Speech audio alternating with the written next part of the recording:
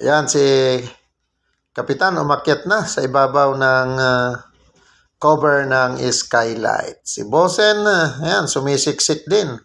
Talagang hard money. Nagpipintura si Kapitan sa mga butterfly knot ng signal red. Si Bosen, yan, yung side, pinifinish niya ng pinturang finish gray.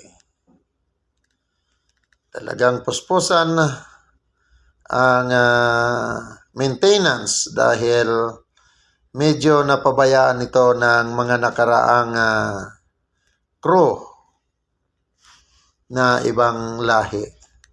Basta't Pinoy, yan, talagang masisipag at napapaganda ang barko kahit na medyo luma na.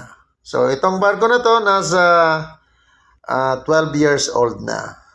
Hindi pa naman masyadong kalumaan.